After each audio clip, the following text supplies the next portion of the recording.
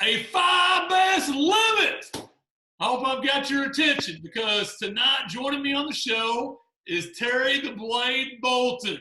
He's won $1.3 million with FLW 48 times. He's finished in the top 10, 3 wins with FLW.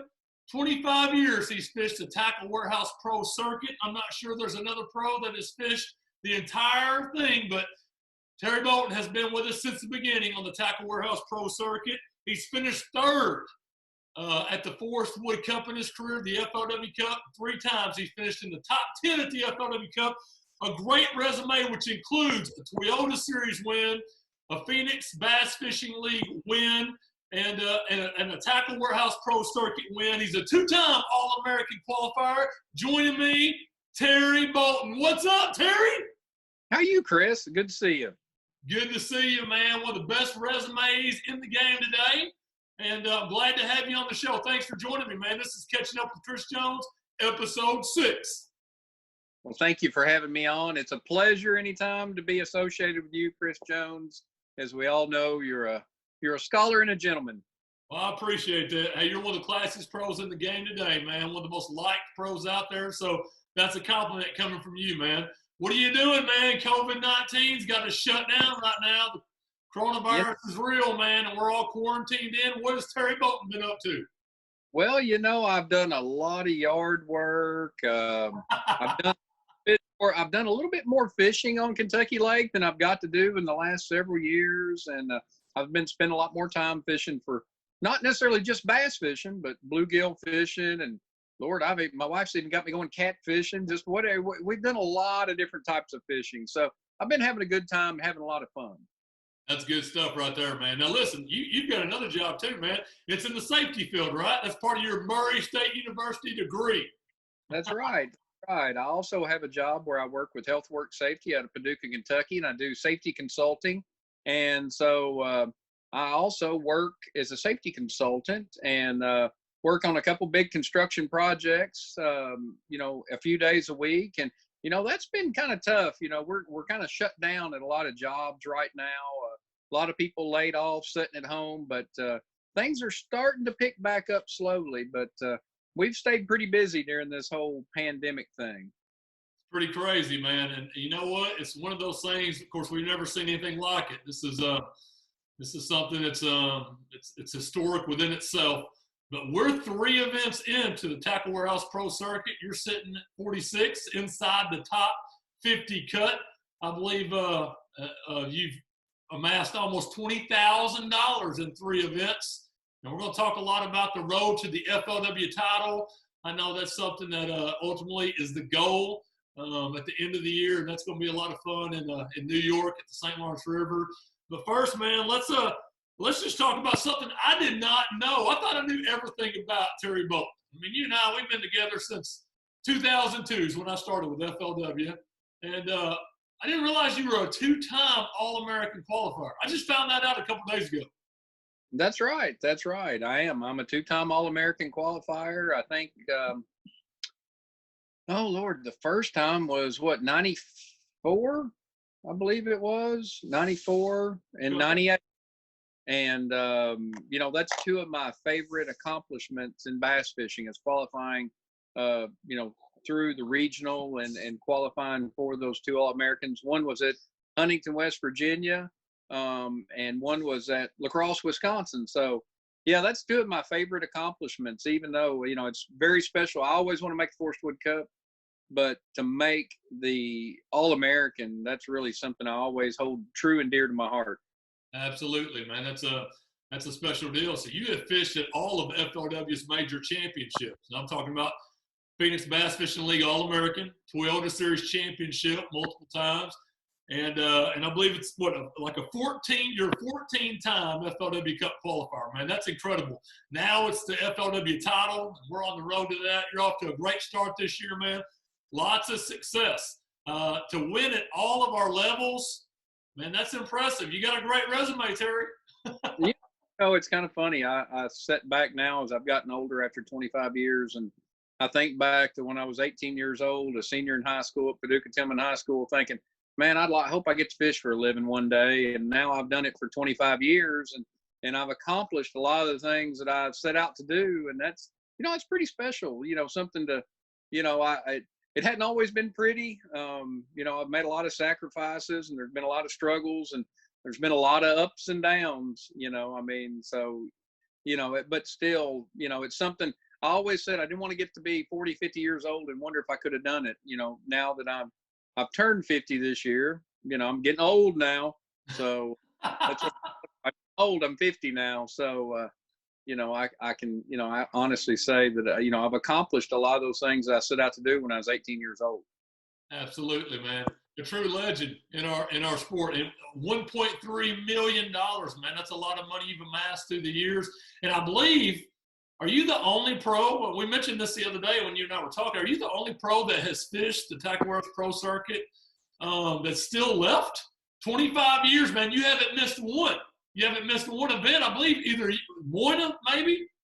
Well, no, actually, the first year, I was actually, I think there was 4 events, I believe the very first year, 3. Okay. And I got in the very last event at Kerr Reservoir, and I'll never forget, the entry fee back then was like $1,200, and I was just out of college, and I was scared to death. I'd never paid an entry fee that much. And my mother said, well, surely to goodness, they're paying half the field. You can go get your money back. And I went to Kerr, and I finished, I think it was 10th. And I can't remember how much I won back then. It wasn't what we win today, but it was maybe $4,000 or $5,000. And I was 20 something years old, and I thought I was rich, and that kind of started my career, from there. And then I got an invite the very next year back into the FLW tour because I had competed in an event the first season. Gotcha. That's impressive, man. That's impressive. 25 years is a long time on the tournament trail, and you've had a lot of success. To be a 14-time FLW Cup qualifier, that's great success within itself, man. Hey, let's talk about a few things. We got a lot to talk about, man. We're going to jump in the time machine. We're going to head back a little bit right here. You've had a lot of success at all 3 levels. We've talked about that, but we got to talk about the one that got away. 2006 Kentucky Lake FLW Tour. I think Steve Kennedy edged you out by 2 ounces. And there was a picture that went viral, what was viral at the time back in 2006, of you losing a giant largemouth on a spinnerbait. Almost had it in the net. And I think you, I'll never forget that because you lost by 2 ounces. And I think there was something else that you probably need to add to that too, right? That's right. I actually took the lead, I believe it was by 6 ounces, and I had a dead fish that day. That's what it was. Then there was an 8-ounce dead fish penalty. So by the time they took the penalty, I lost by 2 ounces. So that was the difference, I believe, in $70,000. So, in the picture, Jason Seelock, who's a very close and good friend of mine, actually took that picture. And he said it's probably one of the best pictures that he ever took in his career as a photographer. And yet it was one of the worst moments for me as an angler, of me losing that bass. Did you just shake it off at the boat? I mean, you had that fish up, man. Yeah, the fish came to the boat, and he was digging back under the boat. And, of course, I had the rod in my hand, and he came out from underneath the boat going away from me. And I'll never forget, as he come up, the fish was a 6.5 to 6 3/4 pound bass, and as he come up, and I pulled the rod up, and he was going. His momentum had him going away from the boat, and I went to scoop him, and as I reached, he come off, and his momentum was going away, and he just kept going. I remember diving for him, and I thought, oh man, that was bad, that's one of those moments that that was a hard pill to swallow, and then. I kind of moped around all week after losing that fish and losing the tournament. And the very next Saturday, there was a tournament on Kentucky Lake. And my old team partner, Sean Penn, called me and he said, man, let's go fish this tournament. And he knew I was just down in the dumps. And I had not been on the lake since the final day of competition. And we got in the tournament, and we ran, and we pulled up on that very ledge. And I set the hook, and I had had this big fish on. Sean nets it. Slings it over in the boat. And of course, Sean always likes to, he's a practical joker. He Bolton, he said, "That's that fish you lost last week, and you got him." And I looked down at the fish in that net, and I said, "No, Sean, that's not him." He said, "Well, how do you know?" And I said, "That fish in the net is blind in one eye." And I said, "That fish that I lost winked at me when he come off." That's a great story, man. That's hilarious. That sounds like Sean Penn too, man. The thing is, we went on to win that tournament that day and won $3,000 or $4,000 that day, and I hadn't been on the lake since the tournament. And, we got like, I can't remember what it was, 26, 27 pounds. And we won the tournament that day. And, but still it didn't take the sting away from letting $100,000 get away by losing that fish. I know it, man. 2 ounces. But I tell you what you did. You handled that really well at the weigh-in, man. I remember that after the weigh-in, talking to you a little bit. You're just classy, just a true professional way you handled your business, man, because it was hard, but you didn't let your emotions show. You still were thankful, and you were still humble, and you still won a lot of money and got a lot of points, and it was all good. But, yeah, I can't imagine what you were really going through emotionally, but you handled it well, man. Oh, yeah. Oh, yeah. Now, when I got home, I might have, been kicking and screaming and throw a fit or something, but yeah, no, and that's one thing I learned early on in my career, that, when it's your turn to win, it's your turn. You can't do anything to stop it. But if it's not meant for you to win, so you just got to go out and have a good time and enjoy it. Let's talk about the evolution of electronics and ledge fishing, man. You're one of the pioneers in the ledge game. Of course, Kentucky Lakes, famous ledges. It's known for its, the ledge fishing. Big schools of bass get offshore. You've always been really good at that, man. And I think it was Bill Schrader that taught you how to hop a jig, you and Dan Moorhead. And just when I think back about, early 2000s, you're one of the first guys out there offshore doing that kind of stuff. We've seen electronics take this whole thing to another level, video game fishing, etc. And I know you are really versatile. I mean, you like to fish offshore, but you love fishing shallow too. Talk about the evolution of ledge fishing, man, and what it's the way it is today, how it's changed, etc. I know you still have a passion for it. Yeah, the funny thing about it, everybody talks about how the electronics has changed a lot about offshore fishing. The biggest thing that changed ledge fishing, still in my opinion, is GPS. Because back in those days, there was an art to looking at a map and trying to triangulate, understanding elevation to figure out what the depths were on top of the ledge, and trying to be able to go out there and pull up and find what you were looking for on that piece of paper by looking up on the bank, or correlating that between what you were seeing on.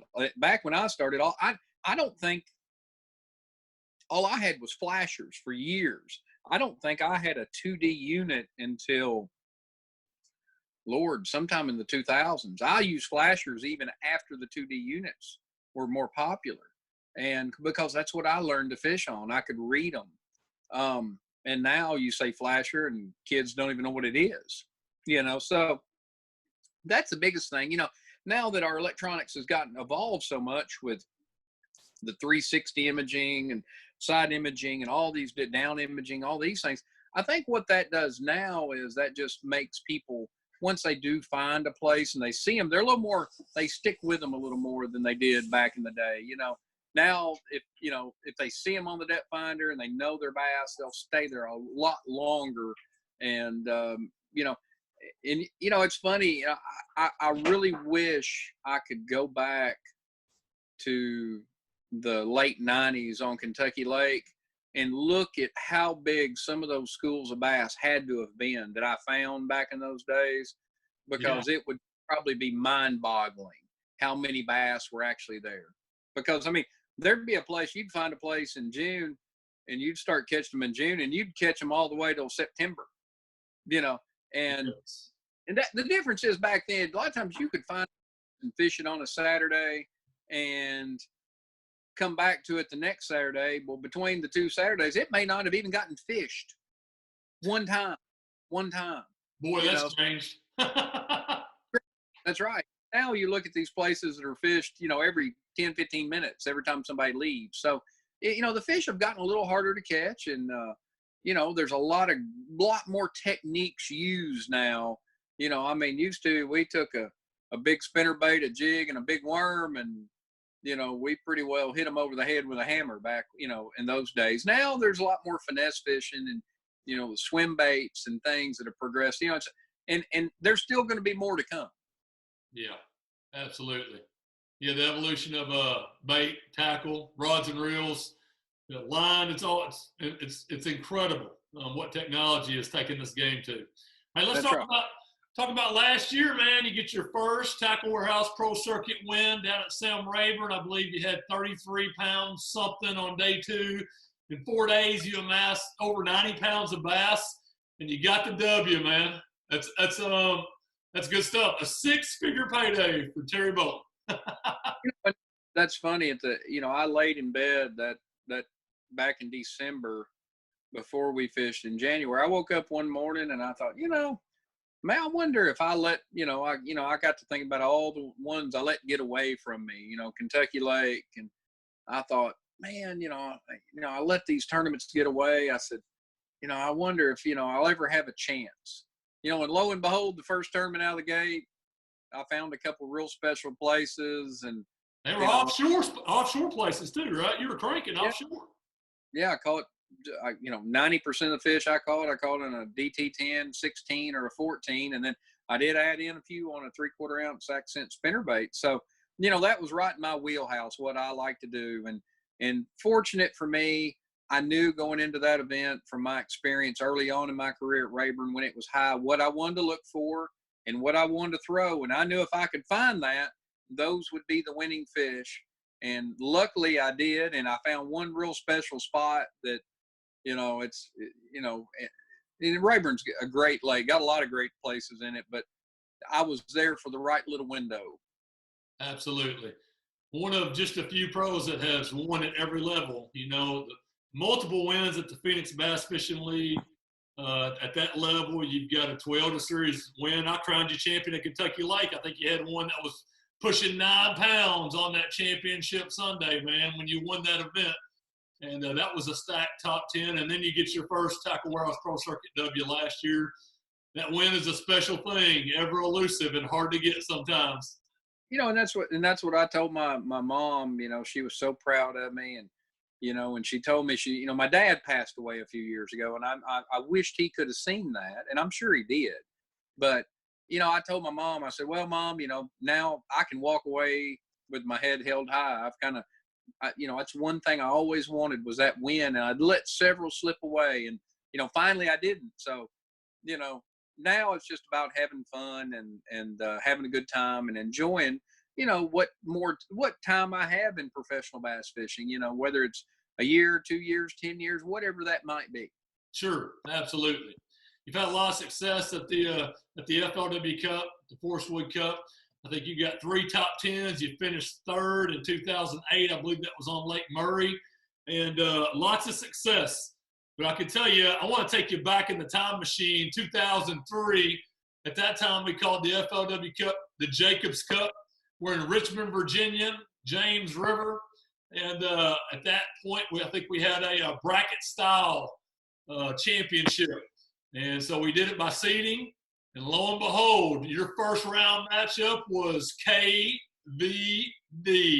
Kevin Van Dam. And you had him beat after day 1.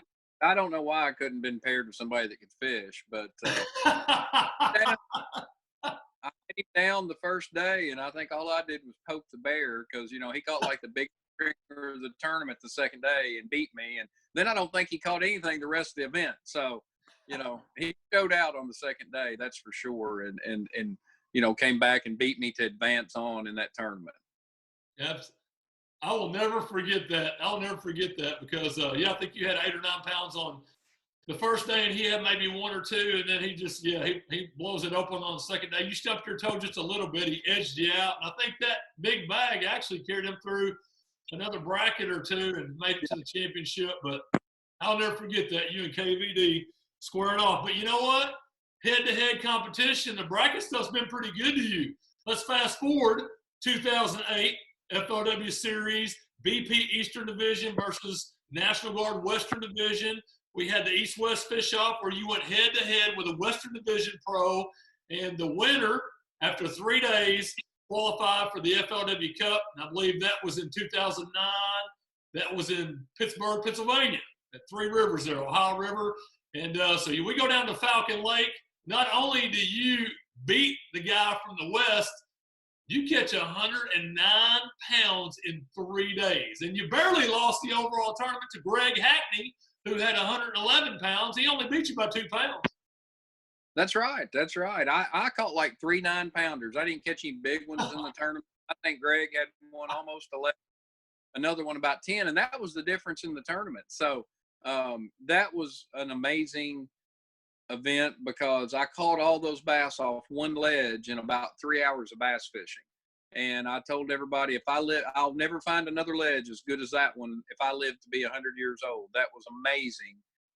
How many bass and big bass were in one spot. And, I would catch all those fish in the first hour. And then, the next 7 hours, I'd be like, man, what am I going to do? I'd have like 39 or 37 pounds. And I'm like, how do you cull one? When you got to catch like a 7-pounder to cull or an 8-pounder. So that was a special event, something I'll never forget. That's for sure. You caught them all off a Zumo Monster, didn't you? That's right. I caught them all, every one of them on a Zumo Monster 10.5-inch worm. Man, that's a special deal. I'll never forget that. I think you were second, and the guy that you were going against from the West, he was, and I can't remember who it was, but he was doing good too. He had like 25, 26 pounds. He was catching them big, but I mean, when you're catching 39-pound bags, 36. Yeah, that was an incredible tournament for you and qualified you for the FLW Cup. And I think David Fritz was also another guy that finished with over 100 pounds, right? You, Fritz, was real close, and Hackney won it. That's right. That's right. Good stuff, man. Amazing tournament there. I mean, you'd come in and somebody'd say, well, how'd you do? Man, I didn't do any good. I had like 24 pounds, man. I don't know. They didn't day. So that was the first tournament I've ever seen you go catch 24 pounds. You didn't do any good. No, that's hilarious, man. I'll never forget that. Those are fun weigh-ins too, man.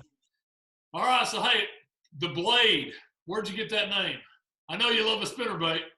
I love a spinnerbait, and Jody White from FLW.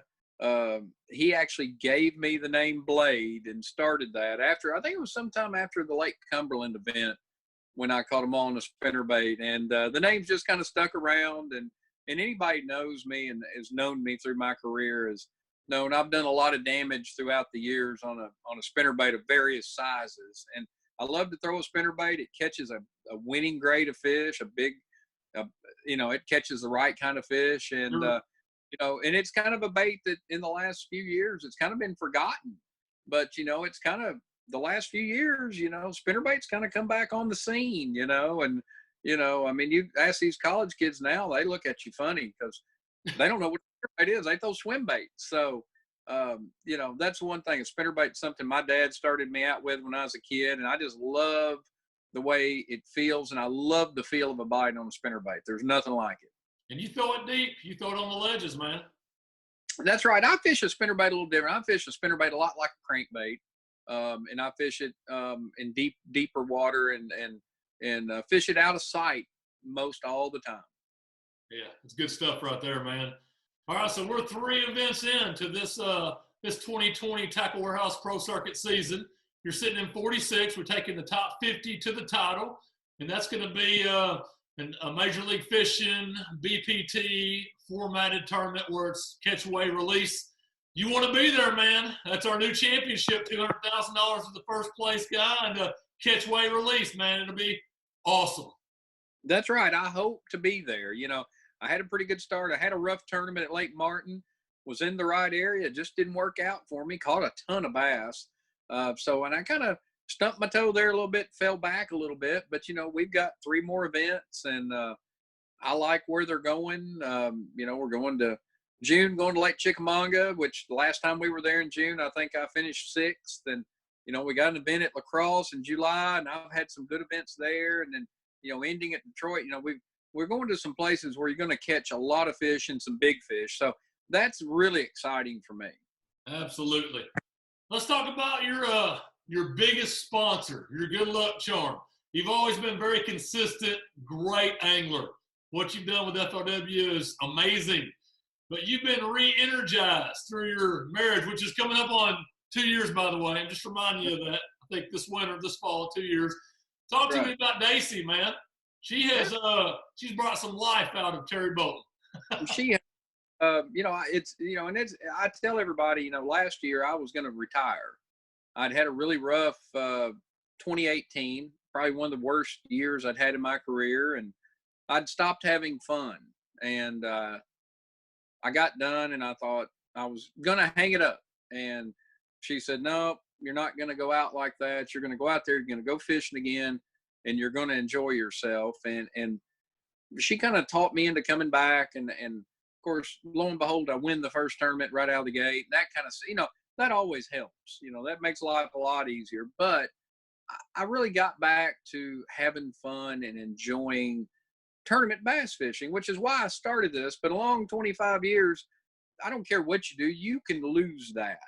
And there's a lot of things that go on, sponsors and different pressures, and and there's a lot of things that can get inside your head, and it can change your focus, and you can lose your focus, and you forget why you do this. It's not because you think you can be wealthy, it's because it's fun.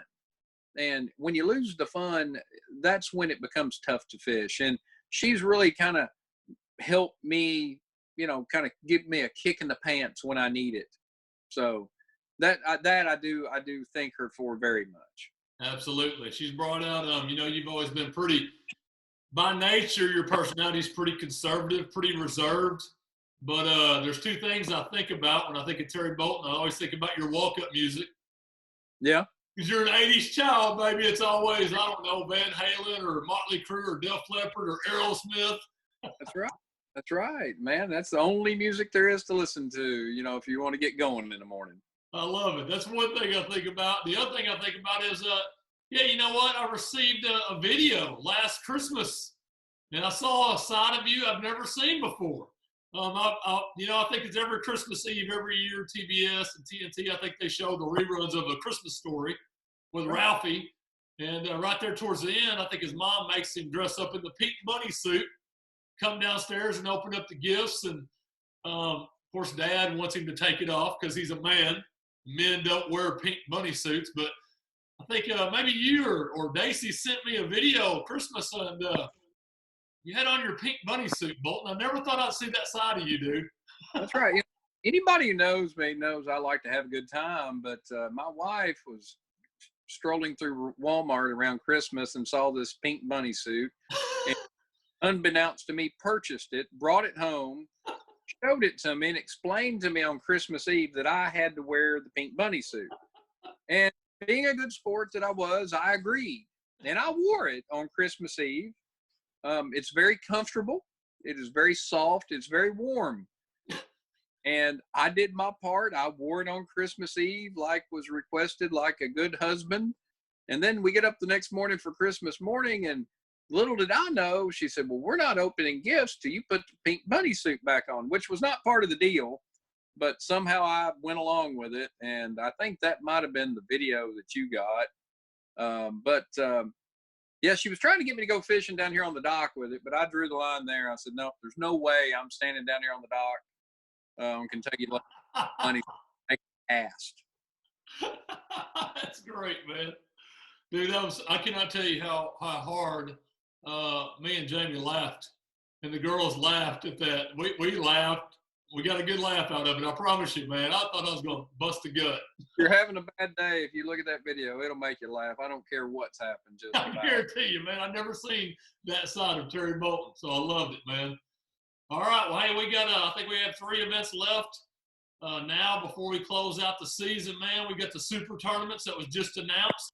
You fished against all those guys. Those are other legends in the sport. You fished against a lot of those guys that are going to be fishing with us. It's coming over from Major League Fishing, man.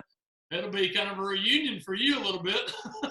Yeah, I mean, it's no different than FLW was in the very beginning. I mean, we all fished together. It's now we're all kind of back to the boat. I mean, I guess a lot of the younger guys on the tour haven't experienced that like I have, and there may be, maybe some of those guys over there on that side that came up, that are younger, that never got a big group of the anglers all together. So it's really nothing different. It's it's kind of come full circle. It's something we saw we all fished together back in the day, and so it's kind of like it'll be like a big reunion, so to speak.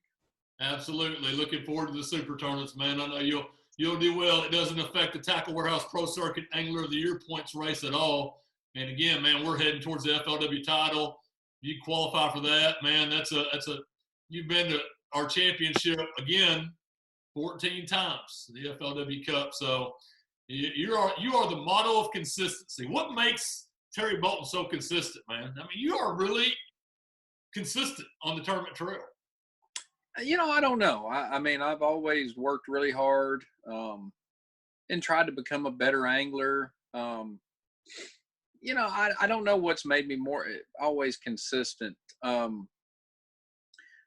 found myself last year kind of taking a few more chances, and that paid off. But, I think a lot of times it's just understanding what you're good at and trying to stick to those things and making those things work.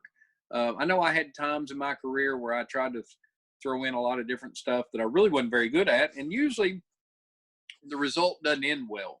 So, I've always been a really good ledge fisherman, and I've been a really good spinnerbait fisherman, and I'm a pretty good flipper, and I can throw a topwater bait. And I love to throw a shallow running crankbait. So you just take those things and go do them. And, I can finesse fish. I'm not a great sight fisherman. I can't see that well, never have. I sure can't now at 50 years of age.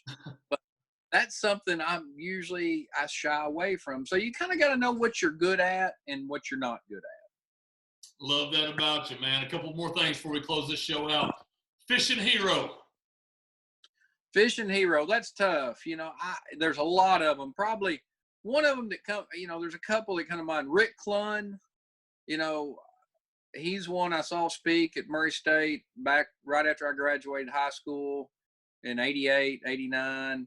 And then I was, he had those big runs on the FLW tour, and I was fishing back then in those events. And, he's one that really kind of pioneered a lot of things that we do today as far as patterns and crankbaits and spinnerbaits and those types of things.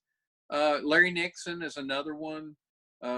Larry's a amazing guy, but his worm fishing abilities were something I always wanted to mimic here, and I always wanted to be a good worm fisherman on Kentucky Lake, and Denny Brower, and, those guys, those are kind of my fishing heroes. Love it, man. All right, before we close the show, man, any thank yous, anybody, sponsors, anybody you want to give a shout out to anywhere in the FLW universe? Terry Bolton, it's your time. Of course, I want to thank all my sponsors. I've got a lot of great sponsors: Ranger Boats, Evinrude Outboards, Rapala, VMC, Zoom Bait Company, Accent Spinnerbaits, Algor, Fast Eddies, Humminbird, Talon, Suffix. I know I'm always going to leave somebody out, Lose, Rod and Reels, all those people have always stuck by me when I've had a great year like I had last year, and even when I had bad years the previous year. Like, I went from the, outhouse to the penthouse, so to speak, in a year. So they always stuck by me, even when I didn't have those great, even when I didn't have such great years. And they've always helped enable me to make a living doing this. And, I've had a lot of great sponsors throughout the years, some that aren't even with me now. And I appreciate all that, because all those people who took the time to take me fishing when I was 17, 18 years old and teach me things, because we didn't have internet, we didn't have Google, we didn't have YouTube, we didn't have all these things these kids now can watch and learn. You had to be shown that. But I appreciate all those people that took the time that helped me get to where I am today. There you go. The people that power up Terry the Blade Bolton. Terry, man, thanks for joining me on episode 6, Catching Up with Chris Jones. And to you and Daisy, we'll get together real soon, man, once we can leave the house. Once the governor says go, we'll hook up, man. That's right. You're buying dinner next time, I think. Is that what we said? Right. That's correct. You bought after you won at Rayburn, so it's my turn now. That's right. Unless I can, but I've still got a chance to win again. So, you might get on. I love you, Terry. Thanks for joining me on the show, man. Thank you for having me. I've had a great time. You got it. There you go, man. He's won $1.3 million with FOW. Terry Bolton joining me on Catching Up with Chris Jones, episode 6. Thanks for tuning in. Stay tuned. Next week, I'll have a new pro for all things fishing. Log on to FOWfishing.com. It's the world's most popular competitive fishing website. Take care. Stay safe. Stay healthy. And God bless you. We'll see you next week.